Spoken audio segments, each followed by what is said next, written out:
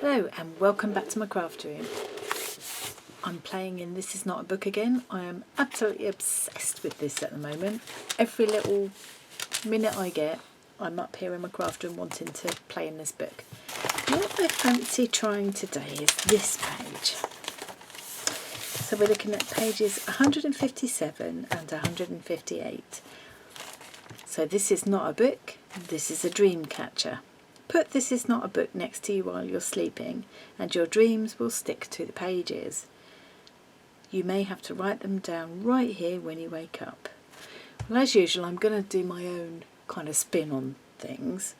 I've had some recurring dreams throughout my whole life, right from when I was a little kid, and I still get them now.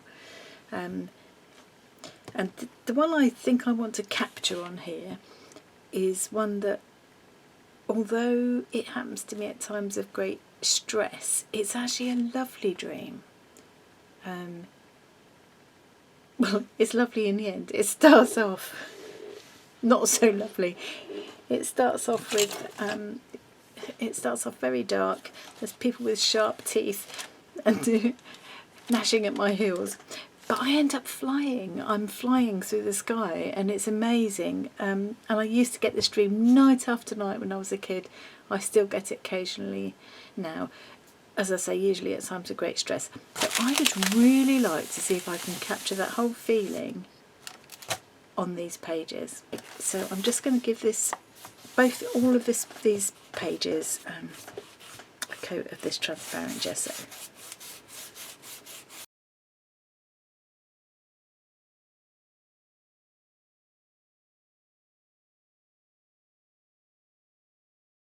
Right, so I need to give that a quick blast with my heat gun, I think, just to dry it off. I've got here a pastel pencil.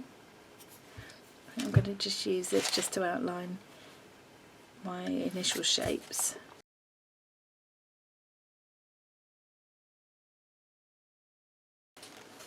I'm not going to have that. I'm going to start off very, very dark. I like the idea of getting some gnashing teeth in here, but I'm not quite sure how to do it. I've got this picture in my head of these people who looked like they were smiling at you, but then they looked like they were going to be nice, but then when they smiled they had these gnashy teeth. I think I'm not going to try and capture the gnashy teeth because that's not a dream, that's a nightmare, isn't it? I'm going to try and capture the lovely feeling, the feeling of flying. So I'm going to want some clouds up here. I don't think I need to sketch those in really. And then myself flying through the clouds. I didn't fly like with flappy wings and stuff, I just kind of floated. My first flying dreams, I was only about 4 and I actually used to kind of just float down the stairs, and apparently I was found sitting at the bottom of the stairs night after night because everybody thought I'd sleepwalked down there, but in fact I flew down there. I don't think I need to pencil in anything else. I think the rest will just come. Do something with that before I ruin that brush again. Hang on. It is amazing really, this brush. I mean, that was almost ready for the bin yesterday when I realised I'd used it with matte medium and left it all night, forgotten to wash it. Soaked it in white spirit overnight, gave it a bit of a go with hot soapy water, and look, I mean, nothing wrong with it. A little tip. Right, so I am going to have a little play with my new Pan Pastels. Now I'm doing some really sort of more serious, if you like, portraiture and stuff with these pastels, but you know, they're such beautiful vivid colours and they're so lovely to use. They're a massive investment, but I did buy I bought some partly used ones from eBay. Most of these bright colours are all partly used ones, and then I got a real bargain with this portrait set, added a couple of other colours to it. So I've actually got all of this for about half the price, you know, that they would normally be. Rough in the face first.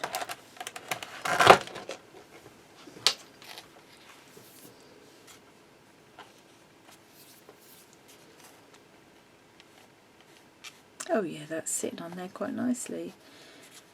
See, I think if I just used Pan Pastels on this book paper as it was, that, you know, it wouldn't have worked.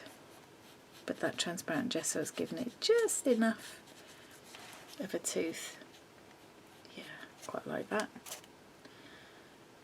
Quite a realistic looking skin tone actually, just that as it is. I will probably add some shading and things later, but for the moment that is fine. Let's use some of this dark brown for the just to block the hair in. I can layer up some of the other colours later. So far with these book pages I've done quite quick pages. This one I suspect may take a bit longer, and I will probably end up fast forwarding you through most of it.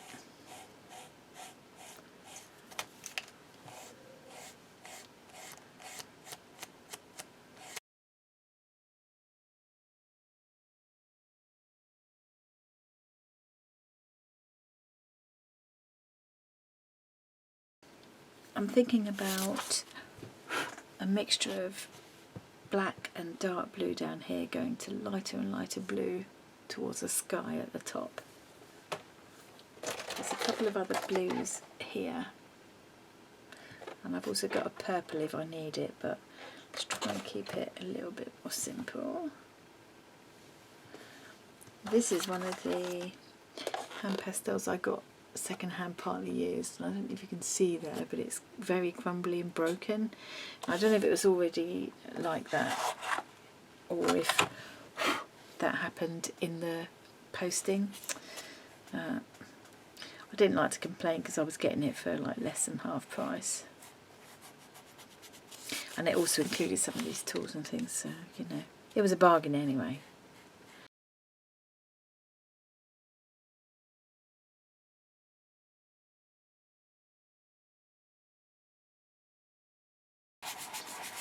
You can kind of see the brush marks of where the transparent gesso has gone. I like that. Right, I'm just going to start blending in some of this blue, now this darker blue. And I might end up, you know, doing some white spatters or something to look a bit like stars or galaxies or whatever.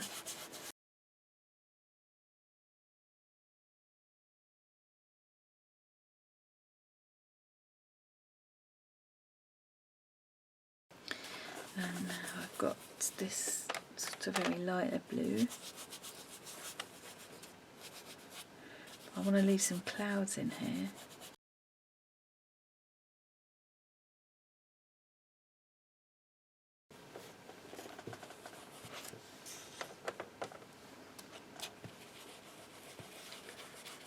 So I just fill in those clouds,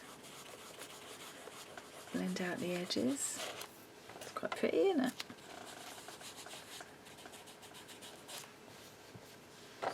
I don't think the white will let, if I'd have tried to just get a white layer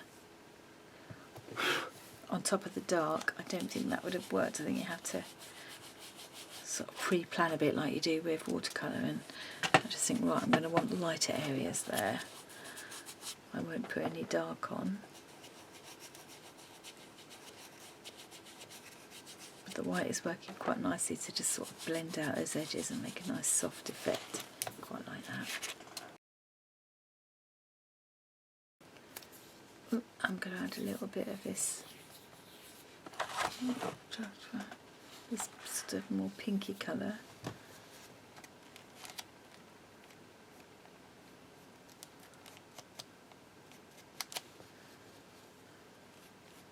To sort of warm the whole thing up a little bit.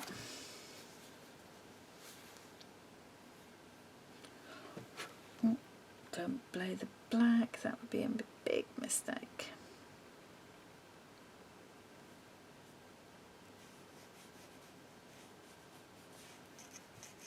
And a bit shady around the edges.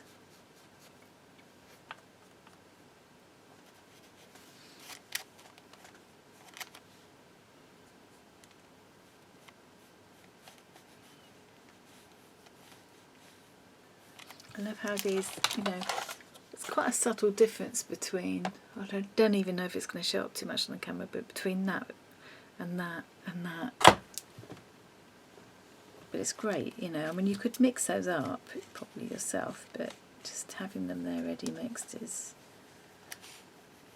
such a handy thing. Uh-oh, I've got streaky bits coming on there. No, we don't want that, we don't want that.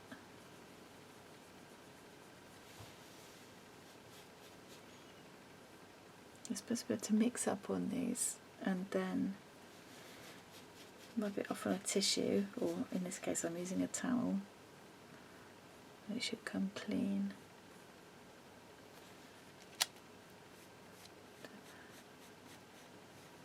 You can sort of layer them, but you can't. I mean, this is all very new to me with these. You can't layer them in the same way that you would like acrylic paint, for instance. So a bit more of this dark brown.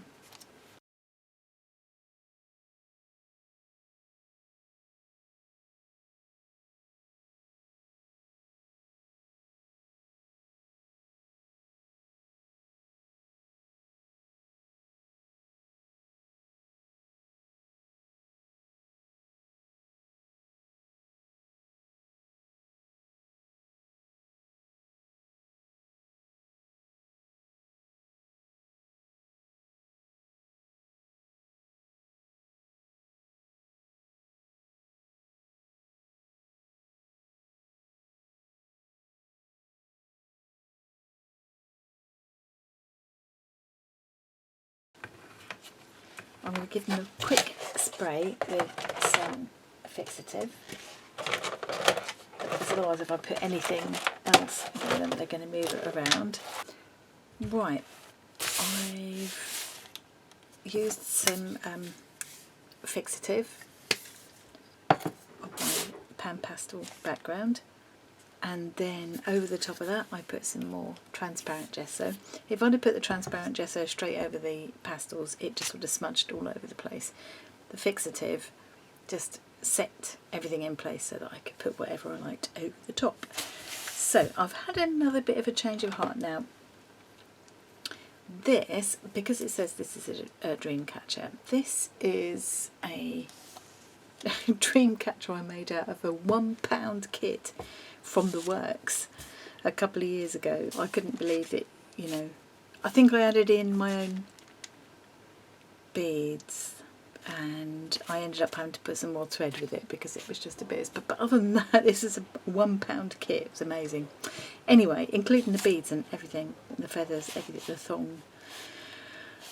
I'm not going to use this in the book, but just to give me an idea, I like the idea of perhaps drawing an actual dream catcher. I do have a dream catcher which was made for me by a friend of mine, and I love the idea that dream catchers catch your lovely dreams, your happy dreams, but let the nasty ones go out through the holes.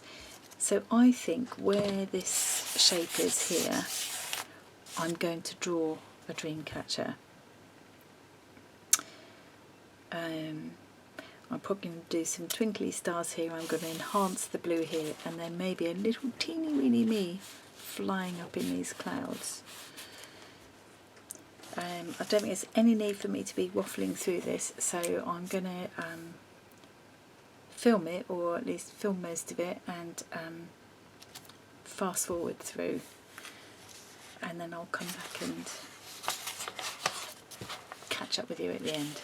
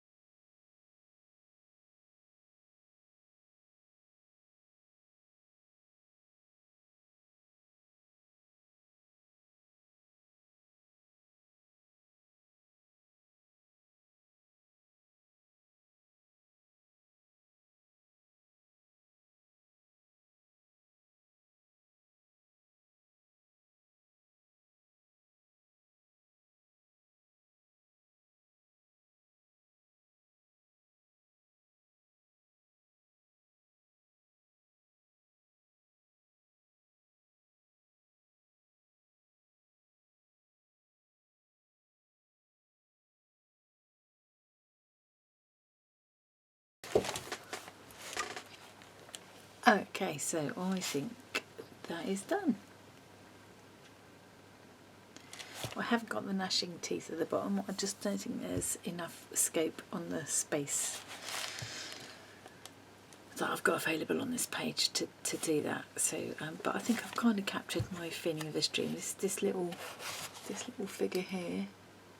That's me escaping all the nasty, dark things into these clouds.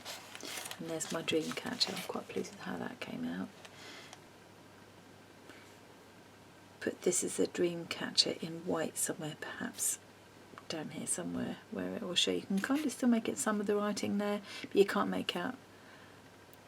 This is a dream catcher. You can, but only because I know what it says. So I'm going to find a way to add that, but I'm not quite sure at the moment how I want to do it. So I'm going to leave it for the time being and come back to it probably tomorrow. Well, thanks for watching that. I hope you enjoyed it. I wonder if you're having a go at doing your own. This is not a book. Funny thing is, you start doing these books and then you think, oh, I just want to buy another copy now and do all the things that I wish I'd done the first time. I'm not really going to do that. No. Okay, gonna stop waffling now. Thanks very much for watching. I will pop this on the This Is Not a Book playlist where you can catch up with any pages that you've missed. Thanks very much again for watching, and I will see you again soon. Bye.